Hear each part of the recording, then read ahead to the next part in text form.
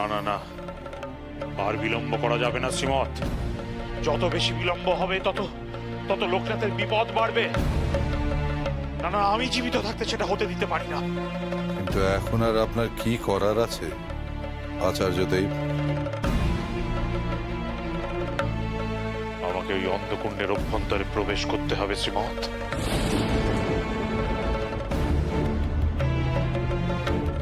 লোকনাথ যদি বেঁচে থাকে তাহলে সে এখনো ফিরে আসছে না কেন, সেটা আমাকে জানতে হবে, আর বিলম্ব নয়। কিন্তু গুরুদেব, ওই ভারী পাথর সরিয়ে ভিতরে প্রবেশ করা যে অসম্ভব। এ তুমি কি বলছো জগদাচার্য? লোকনাথ যদি ওই ভারী পাথর সরিয়ে প্রবেশ করতে পারে তাহলে আমি পারবো না কেন? জগদাচার্য, লক্ষণাচার্য, তো তোমরা আমাকে সাহায্য করবে না? এ কি আপনার নতুন কোনো পালা আচার্যদেব? অভিনয় তো দেখছি আপনি বেশ দড়। তবে জেনে রাখুন, আপনার এই শুকনো কথায় আমাদের কারুর মন গলবে না। আমি কোনো মিথ্যা প্রতিশ্রুতি দিচ্ছি না ভৈরবী। আমি সত্যই ওই কুণ্ডের অভ্যন্তরে প্রবেশ করতে চাই। আপনার মতো সাধকের এমন অস্থির হয়ে পড়া মানায় না আচার্যদেব। আমার বিশ্বাস লোকনাথ ঠিক ফিরে আসবে। দরকারে আমি ওর কোষ্ঠী বিচার করব। এর আগেও আমি ওর কোষ্ঠী বিচার করেছি। আমি গণনা করে দেখতে চাই লোকনাথের গ্রহ নক্ষত্রের পরিস্থিতি কিছু পরিবর্তিত হয়েছে কিনা। বিচার করে দেখতে চাই তার গ্রহাবস্থান। আমাকে মাফ করবেন শ্রীমৎ। আপনি লোকনাথের গুরু, আপনি ওর ভাগ্য গণনা করতেই পারেন, কিন্তু আমার মনে যে অসহ্য যন্ত্রণা তা আমি আর সহ্য করতে পারছি না। আমি লোকনাথকে উদ্ধার করে আনতে চাই। ওকে ওই অন্ধকুণ্ডে প্রবেশ করার নির্দেশ দিয়ে আমি যে পাপ করেছি তা আমি শুধরে নিতে চাই। আমি তার প্রায়শ্চিত্ত করতে চাই। তা নাহলে সারা জীবন ধরে প্রায়শ্চিত্ত করলেও আমার অনুশোচনার কোনো শেষ থাকবে না।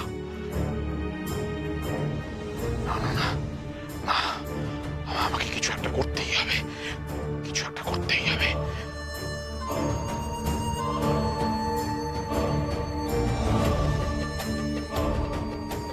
গুরুদেব, আবার কোথায় ছুটে গেলেন?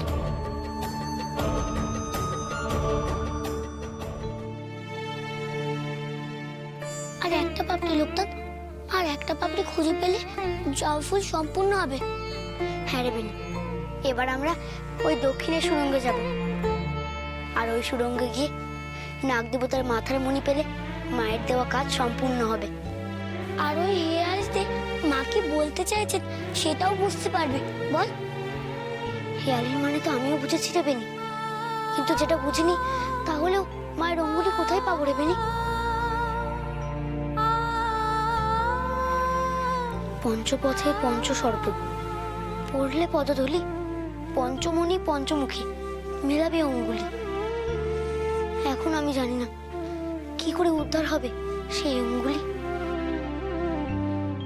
আমাকে আশীর্বাদ করো মা গো, আমি যেন পারি।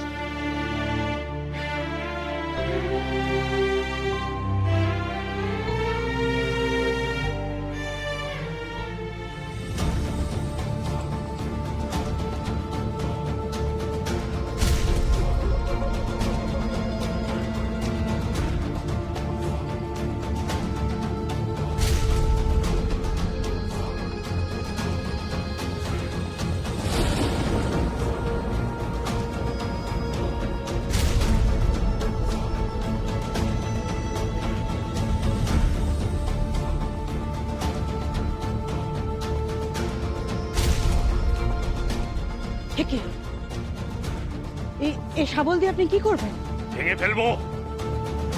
ভেঙে ফেলবো কুণ্ডের মুখে আটকে যাওয়া পাথর। কেউ আমার পথ আটকাতে পারবে না।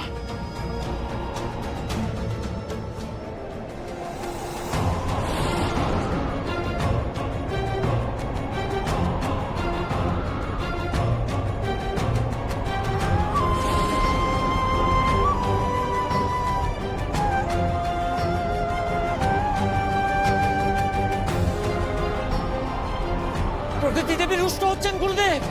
ওই পাথরকে টুকরো করবেন না গুরুদেব। অনর্থ ঘটবে গুরুদেব, অনর্থ ঘটবে।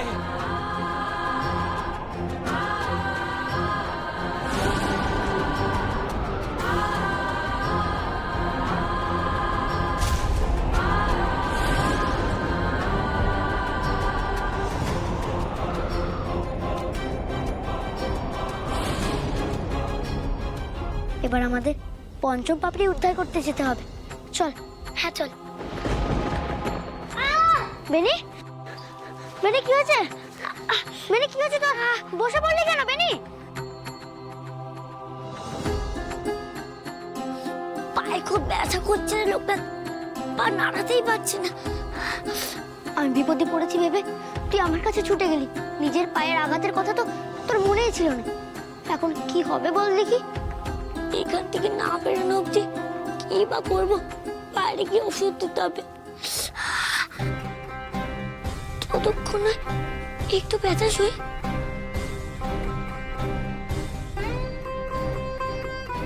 ভাগ্যিস তুই ওষুধের কথা বললি, তাই আমার মনে পড়লো। দাঁড়া।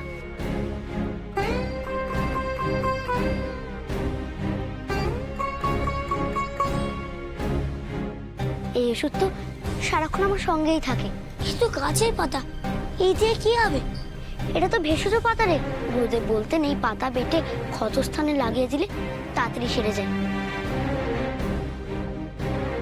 দাঁড়া, আমি তোর পায়ে প্রলেপ লাগিয়ে দিই।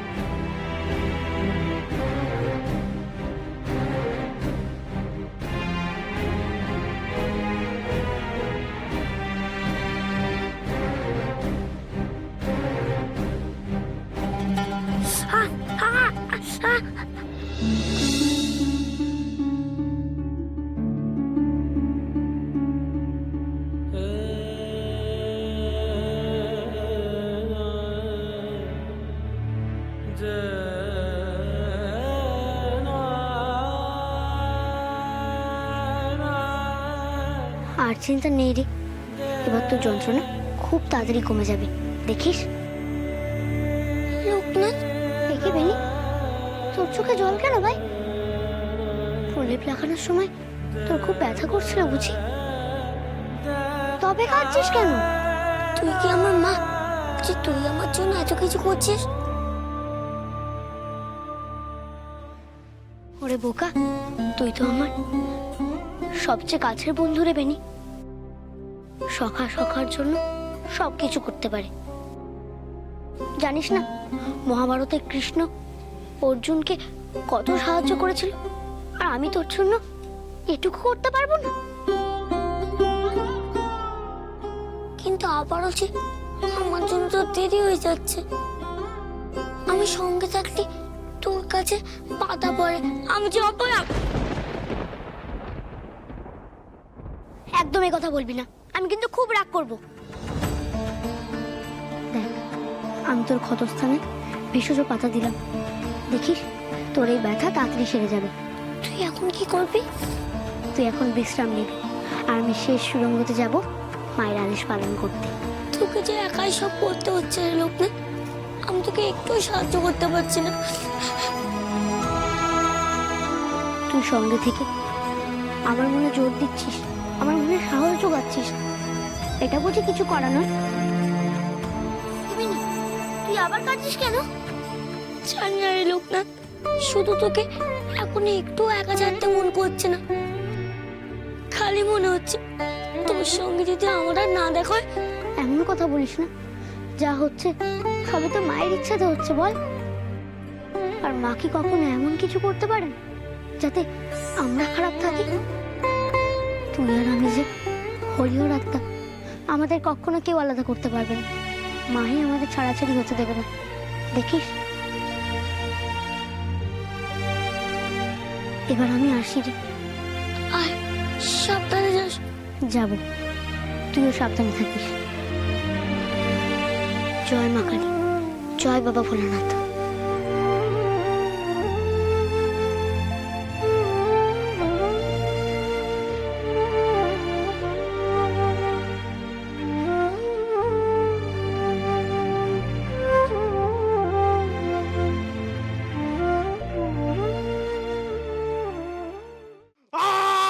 গুরুদেব গুরুদেব গুরুদেব গুরুদেব গুরুদেব গুরুদেব গুরুদেব একই একই আমার হাত দুটো ক্রমশ অবশ হয়ে যাচ্ছে কেন?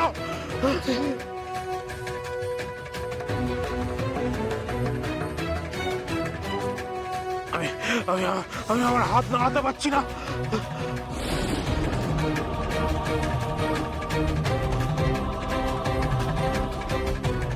গুরুদেব এ তো পক্ষাঘাত। আচার্যদেবের হাত দুটি পক্ষাঘাতগ্রস্ত হয়েছে।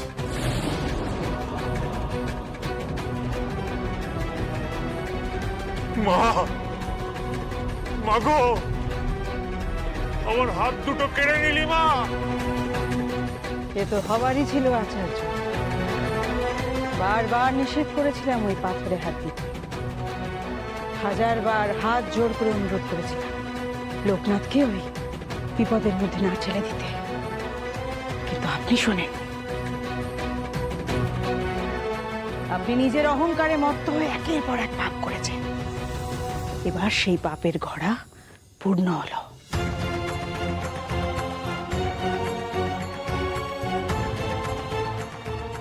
আমায় এত বড় শাস্তি দিলি মা? আমার হাতে পুজো নিবি না বলে তুই আমার হাত দুটোই অসাড় করে দিলি। মারে, এর থেকে তো আমার মৃত্যুও ভালো ছিল। মাগো, এর থেকে যে আমার মৃত্যু ভালো ছিল মা, মৃত্যু।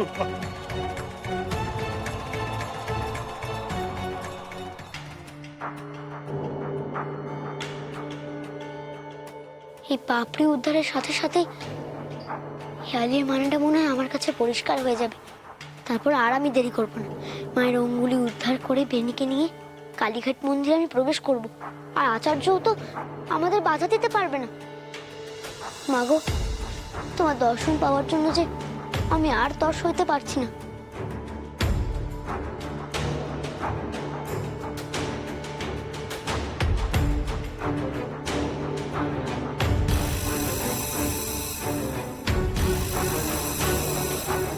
মনে হয় নাগ দেবতার আশেপাশে কোথাও রয়েছে।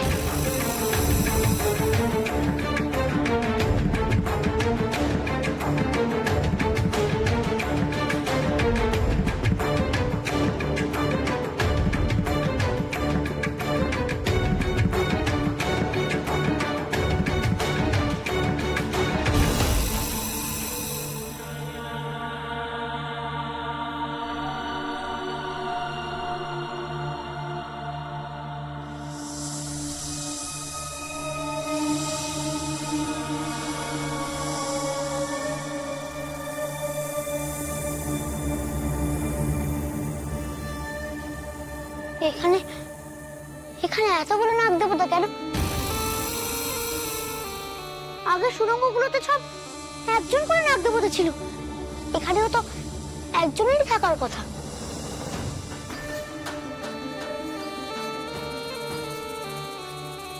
এখানে তো সব নাগ দেবতার মাথাতেই মণি আছে, আর আমার তো একটাই মণি দরকার। একটা মণি পেলে তবেই মায়ের জবা ফুলের 5টা পাপড়ি সম্পূর্ণ হবে। এখানে যা হচ্ছে সবই তো মায়ের ইচ্ছে। এতগুলো সাপ, এতগুলো মণি, তবে কি এও কোনো এক মায়া? আমাকে কি চিনে নিতে হবে এর মধ্যে থেকে কোনটা আসল নাগ দেবতা, কোনটা আসল মণি? কোন মণি জবার পাপড়িতে পরিণত হবে সেটা আমাকে বুঝতেই হবে। কিন্তু আমি কি করে জানবো কি করে বুঝবো?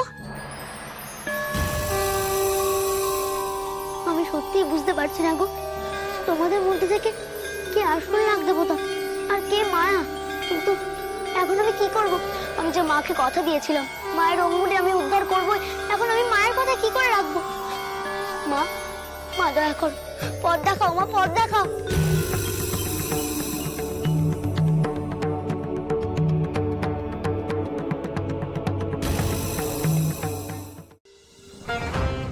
আমার হাত গেছে যাক,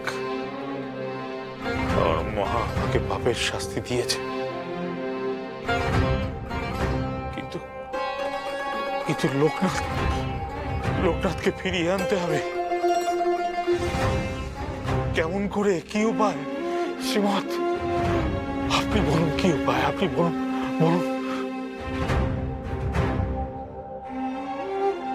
গুরুদেব, আমাদের গুরুদেবের নিরাময়ের কি কোনো উপায় নেই?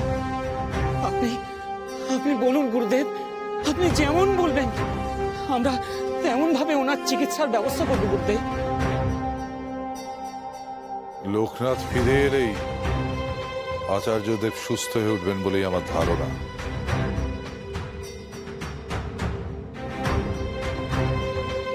একমাত্র লোকনাথের স্পর্শেই উনি সম্পূর্ণ নিরাময় হবেন।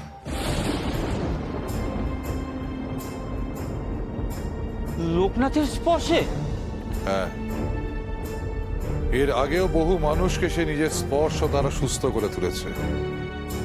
বহু মৃত্যু পথযাত্রীকে সে মুক্তি দিয়েছে। লোকনাথের জন্য আমাদের সবাইকে অপেক্ষা করতেই হবে।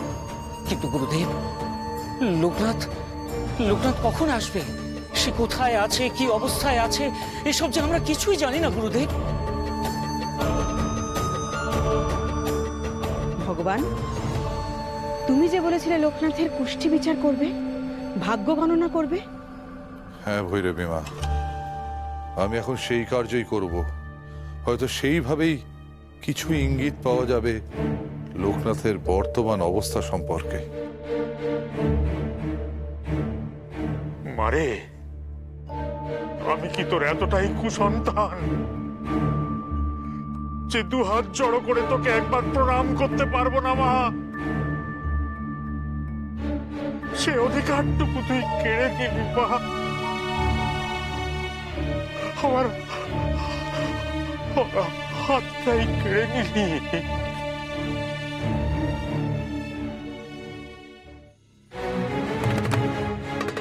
পথ দেখাও মা, বলে দাও কি করে চিনবো আমি কোন মনে আসল? আচ্ছা, ভৈরবী মা আমাকে একবার অনেক উপহার দিয়েছিল না? বলেছিল বনে জঙ্গলে রাত কাটাতে এগুলো আমার কাজে লাগবে।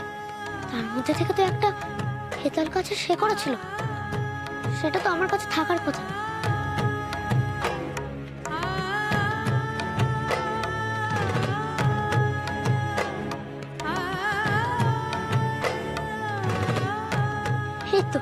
এই তো পেয়েছি। ভৈরবী মা আমাকে চাঁদ সদাগরের গল্প শুনিয়ে বলেছিল হেতাল গাছের শেকড়ের গন্ধে নাকি সাপ ভয় পায়।